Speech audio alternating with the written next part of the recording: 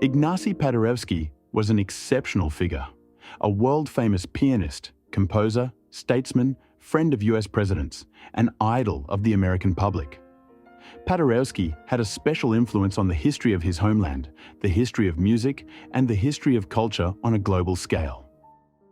Paderewski was born on November 6, 1860, in the village of Kuriłówka, in the Podolia province, now Ukraine, into the family of an estate administrator. In 1878, Ignacy received diploma from the Music Conservatory in Warsaw and became a piano teacher at his alma mater. Later, Paderewski devoted time to composing and perfecting his pianistic technique. In March 1888, Paderewski made a sensational debut at the Salle Erard in Paris. Young Pole becomes a star with invitations pouring in from all over Europe. Paderewski became friends with Spanish violinist Pablo Sarasate and the French composer Camille Saint-Saëns. The Dutch painter Laurens Alma Tadema left us a painterly image of the pianist. In London, Paderewski was the second Polish pianist after Chopin to give concerts at the homes of London's aristocracy. He was also asked to play private concerts in front of Queen Victoria at Windsor Castle. Later, Paderewski experienced one of the wildest scenes of enthusiasm ever seen at London's St. James's Hall. Newspapers reported an extraordinary public demonstration and a pianist who was literally attacked by the crowd. It turned out that before Elvis Presley, the Beatles and Michael Jackson, there was Ignacy Paderewski and Paddy Mania. But the real Paddy Mania broke out in America in the years that followed. It was November 3, 1891, when Paderewski set out for his first American concert tour arranged by the Steinway Company. Pianist was already a celebrity in Europe. It seemed natural that the red carpet would be extended also in New York, but it turned out not to be so easy. After a rough crossing of the Atlantic, Paderewski arrived at Ellis Island on a gloomy, cold November 11th night. New York was not the city with a spectacular skyline of brightly lit skyscrapers we know today. The depressing atmosphere was not improved by a representative of the Steinway Company who greeted Paderewski without a shadow of warmth or any cordiality. The welcome in New York was not encouraging, but it turned out to be nothing compared to the tour schedule. The concert tour began in New York with performances with the orchestra, with numerous solo pieces, then solo recitals. All this was to take place in 1 week. Paderewski thought he had misunderstood. Unfortunately, it was true. His time was packed to the limits. Paderewski faced round the clockwork. On November 17th, Paderewski made his American debut at the New Music Hall, now Carnegie Hall. Hall had 2,700 seats and 1,000 standing places. The orchestra was conducted by Walter Damrosch. After the concert, press wrote about the Polish artist as the greatest contemporary pianist, equal to Rubinstein.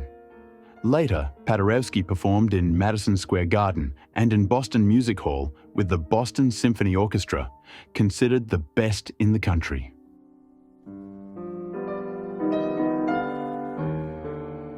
On New Year's Eve and New Year's Day, Paderewski performed at the Auditorium Theatre in Chicago, where he set another record. This time, he played to an audience of 4,000, who again went wild for him. Paderewski later performed in St. Louis, Buffalo, and Philadelphia. When Paderewski returned to New York, the police had to close off entire streets in the areas where he was scheduled to appear. Crowds stormed the ticket booths. The police would cordon off his hotel day and night, something that had never been seen before in America. It seems Paderewski was experiencing some of the inconveniences of a rock star life some 50 years before the term rock star existed, but Paderewski certainly was not playing rock and roll.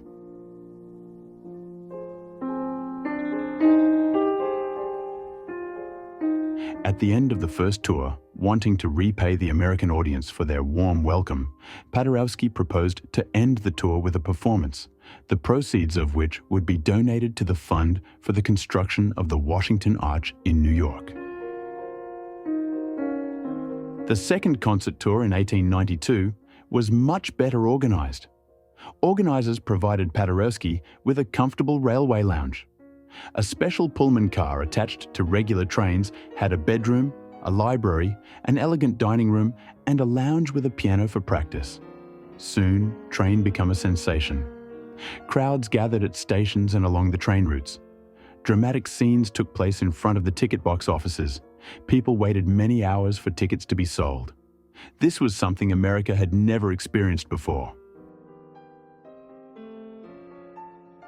From 1895 to 1896, Paderewski went on massive tour from Maine to the Pacific. After having already given 49 concerts in 3 months on a route of almost 10,000 kilometers, Paderewski arrived in California. He was already a superstar, an idol to all ladies, and a subject of envy to every man in America. While staying in California, Paderewski meets Herbert Hoover, the future President of the United States. A young student had no money to pay his tuition at Stanford. Afraid of being expelled, decided to organize a concert to raise money for his education. The star of the evening was the world-famous pianist Ignacy Paderewski.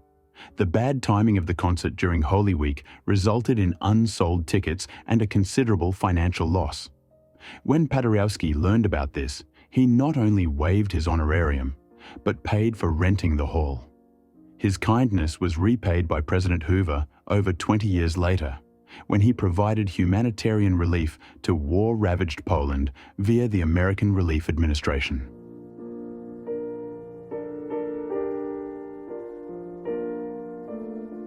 In 1897, Paderewski bought Kąśna Dolna estate in Poland. Later, he acquired the Riond-Bosson estate in Switzerland on Lake Geneva and married Helena von Rosengorska. For the next 40 years, the Riond-Bosson became the Paderewskis' main residence, where they amassed a collection of outstanding works of art. From December 1899 to mid-May 1900, Paderewski toured the United States for the first time with his wife. At the turn of the century, Artist was a very wealthy man, but he generously shared his wealth with his countrymen, private individuals, and many organizations around the world. Paderewski donated $10,000 to establish the Young American Composers Foundation. At the time, those amounts were a fortune. On February 14, 1902, took place the premiere of Paderewski's opera Man Ru, which was a great celebration of Polish music on the stage of the Metropolitan Opera. Alexander Bandrowski performed the title role, and Marcella Sembrich played the role of Juliana. The orchestra was conducted by Paderewski's friend Walter Damrosch, who convinced Andrew Carnegie to build Carnegie Hall. The New York Herald listed the names of 110 of the most influential and wealthy people present at the premiere, including John Rockefeller Jr., Cornelius Vanderbilt, Colonel John Jacob Astor. The crowning achievement of Paderewski was his first recital performance at the White House on April 3, 1902, at the invitation of President Theodore Roosevelt and his wife Edith. It turned out that the US president was perfectly aware of the situation in European countries. He also knew a lot about Poland, mainly due to his sympathy for the Polish novelist Henryk Sienkiewicz. Paderewski gained wide fame and respect in America. He made friends with many famous people, including Andrew Carnegie, John D. Rockefeller Jr., who built Rockefeller Center in New York City, financial tycoon William Waldorf Astor, outstanding Bostonian Joshua Montgomery Sears, railroad tycoon Cornelius Vanderbilt, J.P. Morgan, press tycoon Joseph Pulitzer, and painter William Chase. The American press called him the King of Pianists and Magician of the Keyboard. For Polish diaspora, Paderewski was a source of comfort and hope, a model of honesty, patriotism, and selfless service to the country. In January 1914, Paderewski had to suspend his concerts for a while. His right hand was practically paralyzed. He went to Paso Robles, California for treatment. The sulfur-rich hot springs of Paso Robles helped.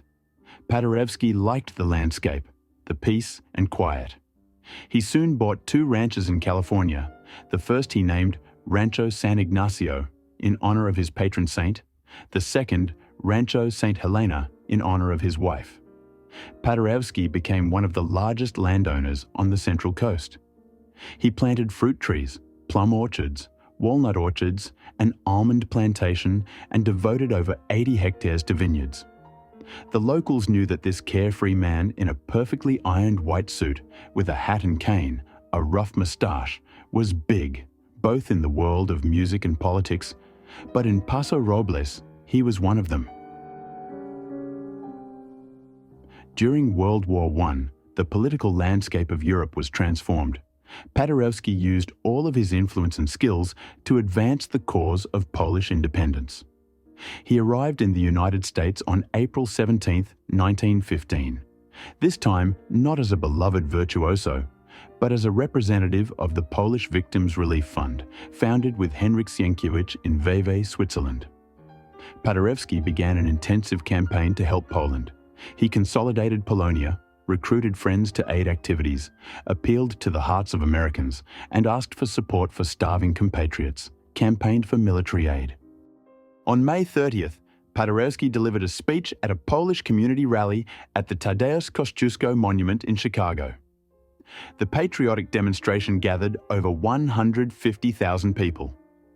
Over the following years, Paderewski gave 140 charity concerts and delivered over 340 speeches in support of helping Poland. During her husband's charity concerts, Helena Paderewska sold Polish rag dolls. The proceeds from the sales supported a fund to help war victims, wounded soldiers, and their families. During Polish rallies and meetings with American elites, Paderewski shared his vision of an independent Poland. In early 1916, Paderewski met with Edward Mandell House, the chief advisor to U.S. President Thomas Woodrow Wilson. On February 22nd, Paderewski played a concert at the White House and had a long conversation with President about the fate of Poland. They speculated about the borders, studying various historical maps of Europe. From the beginning of his political activity in America, Paderewski worked to create a Polish army in the United States, which, if transferred to Europe, would be a serious bargaining chip for Polish efforts to regain independence. On June 4, 1917, President of France issued a decree to create the Polish Army in France. The newly formed formation quickly gained the name Blue Army due to the characteristic color of its uniforms. Later, Poles from all over the world came to France to enlist in the ranks of the Blue Army and fight for the independence of their homeland under the Polish banner. General Józef Haller was appointed commander of the Polish Army in France. At that time, the United States remained neutral, so the formation of the army and training of volunteers could not take place on American territory. A training camp for Polish Army volunteers was established in Niagara-on-the-Lake, Ontario. After the United States entered the war, the Polish Army was officially recognized as an autonomous unit and was allowed to recruit in America. About 27,000 Poles from the United States and 250 from Canada volunteered for the army. Also volunteered a group of foreigners. Among them was an Indian, Jack Wheelbarrow from the Sioux tribe. When he reported to the recruitment committee, its members were surprised. Then the Indian said, "I want to serve in your army because of the memory of Kościuszko." Paderewski visited the camp in Niagara-on-the-Lake twice. In the spring of 1919, the army was transported to Poland. Later, American volunteers took part in battles with Ukrainian and Bolshevik forces.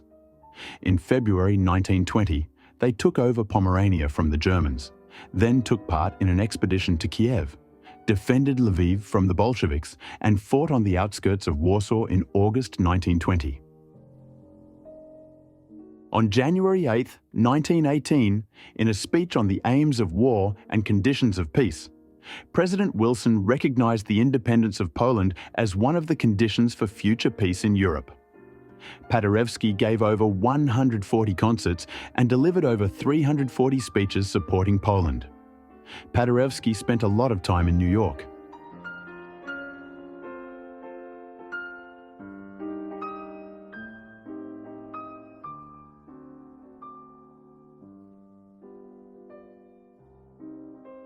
Paderewski began work on establishing the Polish White Cross, a civilian institution aimed at supporting the Polish army. Helena Paderewska became the head of the organization. The funds of the Polish White Cross were used to purchase clothing, food, medicine for Polish soldiers and their families, equipment for field hospitals and rehabilitation centers. In 1919, Ignacy Jan Paderewski became the Prime Minister of the Polish government and Poland's representative to the League of Nations.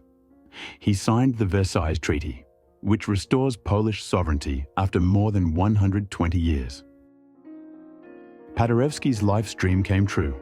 Poland once again took its place on the map of Europe. Throughout 1919, independent Poland enjoyed Paderewski's stay in the country. His work as head of government was impressive.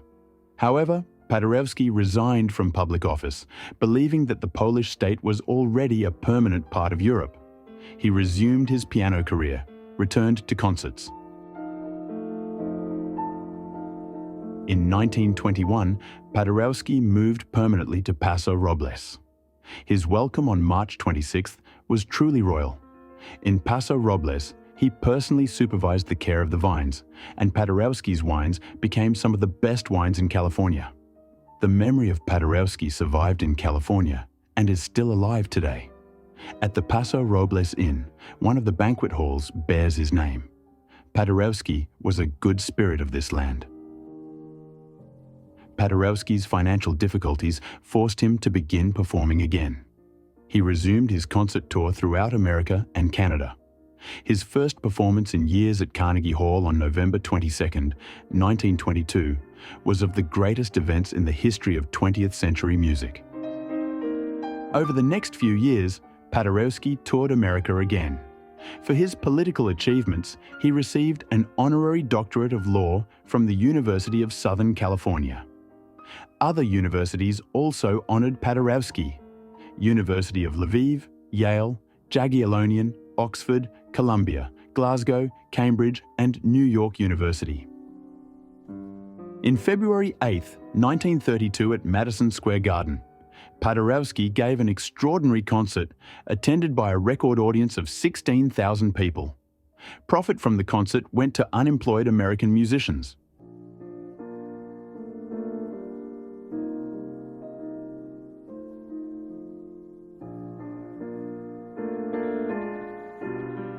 Towards the end of his life, Paderewski tried another role as a film actor in Lothar Mendes's film Moonlight Sonata.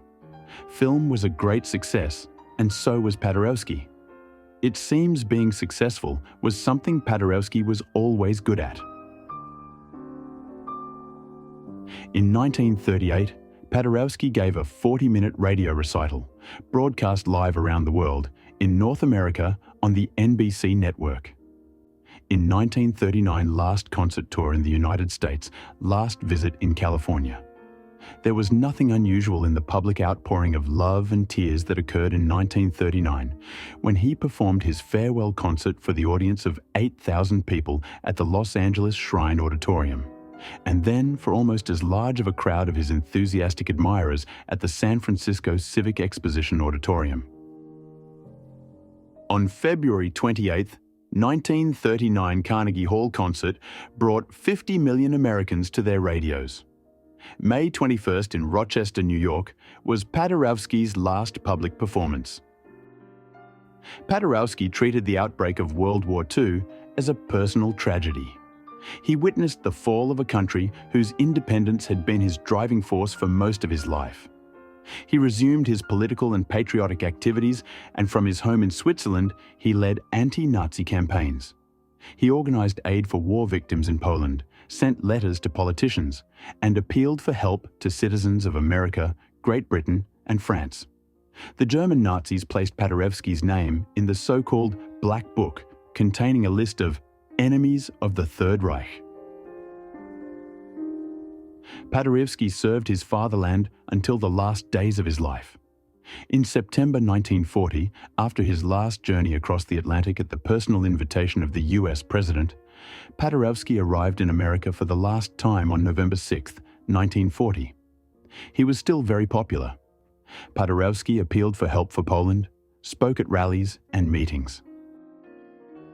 In 1941, Paderewski Days were held in America to celebrate the golden anniversary of his American debut. More than 6,000 concerts were organized in honor of the artist, the profits of which were allocated to aid for Poland. Despite his advanced age, Paderewski was still politically active. New York Times devoted 2 pages to the celebration of the 50th anniversary of his first concert in the United States. Paderewski was one of the few in history to appear twice on the cover of the prestigious Time magazine. In mid-1941, Paderewski was losing his strength. His friends advised him against going to Oak Ridge, New Jersey, where on June 22nd he was to meet with the war veterans. Paderewski ignored their advice. June of that year was very hot. Pneumonia developed. The unequal fight lasted a week. Ignacy Jan Paderewski died in the country he loved with reciprocated love, in his hotel room at the Buckingham Hotel on June 29, 1941. Just before his death, Paderewski conveyed to his sister, Antonina, his will to be buried in a free Poland and to leave his heart in America.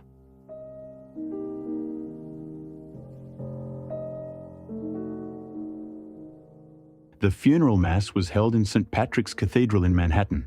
Crowds of 35,000 New Yorkers bid farewell to the Polish artist and statesman. On 5th July, Washington, D.C. Paderewski's funeral was accompanied with all military honors at Arlington National Cemetery thanks to a special act by President Delano Roosevelt.